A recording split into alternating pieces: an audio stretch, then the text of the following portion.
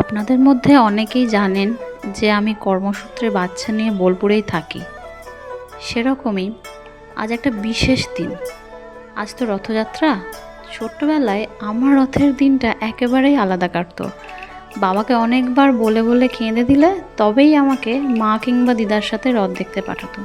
আর আমার রথ দেখা মানে তো ঘোষপাড়া পর্যন্ত পা ভ্যানে যাওয়া আর এগরোল, চাউমিন, জিলিপি খাওয়া, আর রাস্তার ধারে গাছ দেখতে দেখতে আবার ফিরে আসা। তাই মেয়েকে জোর করেই বায়না ধরালাম যে চল রথ দেখে আসি। এখানে সত্যিই রথযাত্রাকে মানুষজন একটু অন্যভাবেই উপভোগ করে। ঢাক কিংবা মাদলের সাথে সাঁওতালি নৃত্য, তারই সাথে চলেছে জগন্নাথ দেব। এক অন্য ধরনের অভিজ্ঞতা। রাস্তার ধারে থেকে ভেসে আসা সাদা গুলঞ্চ আর মাথায় খোলা নীল আকাশ।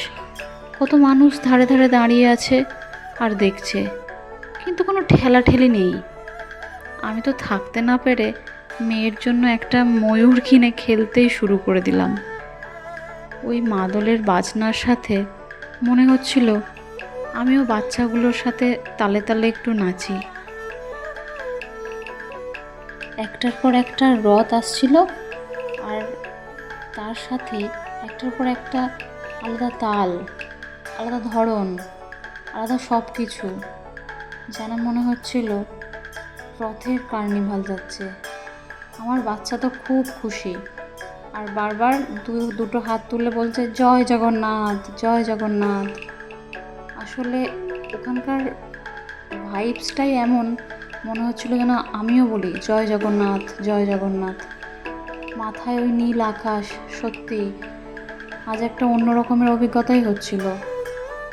আর এই ঢাকি দাদাগুলো ঢাক বাজাচ্ছিল, যেন মনে হচ্ছিল সত্যি পুজো এসে গেছে। আর ঢাকগুলো এত সুন্দর দেখতে, যেন মনে হচ্ছিল দাঁড়িয়ে দাঁড়িয়ে ওদের সাথে অনেকক্ষণ কাটিয়ে ফেলি। আর প্রত্যেকে একই ধরনের জামা পরেছিলেন। ছেলেরা হলুদ কমলা এরকম ধরনের পাঞ্জাবি, আর মেয়েরা হলুদ লালপের শাড়ি। এত সুন্দর লাগছিল আর কি বলবো। আর চাঁদটা যেন আমাদেরকে উঁকি মেরে দেখতে লাগছিল। দূরের গুলঞ্চ ফুল, ওটা বোলপুর হাই স্কুল, ওরই পাশে গুলঞ্চ ফুলের গাছ অনেক বড়, এত সুন্দর। আর এই মেলার এই জিনিসপত্র, বিশেষ করে এই খেলনাটা আমার খুব প্রিয়। মনে হচ্ছিলো একটা কিনে নিজেই দৌড়ে দৌড়ে ছুটে বেড়াই। এই সেই ময়ূরটা যেটা আমি কিনেছিলাম মেয়েকে দেবো বলে। মানে আজকে আমার মনে হচ্ছিল সত্যি, মানে আমি এখানে কাজ করতে এসেছি না ঘুরতে এসেছি। এখানে না আসলে সত্যি আমার জানা হতো না যে রথের মেলা এরকমও হতে পারে। আজকে সত্যি একটা অন্য ধরনের অভিজ্ঞতা হলো। এই বাচ্চাগুলো এমনভাবে বাজাচ্ছিল যেন মনে হচ্ছিলো ওদের সাথেই ওই রথের দড়ি টেনে টেনেই চলে যায়।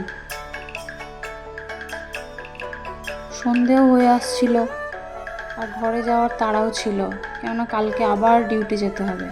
আজকে যদি তাড়াতাড়ি না বাড়ি যাই খুব মুশকিল। তাই রাস্তা থেকে খুব ফুচকা খাওয়ার ইচ্ছে হচ্ছিল, জিলিপি, এই সব করে মোটামুটি বাড়ি চলে আসলাম। আর মনের মণিকোঠায় একটা অন্য অভিজ্ঞতার জায়গা দিলাম, এক অন্য সংস্কৃতি।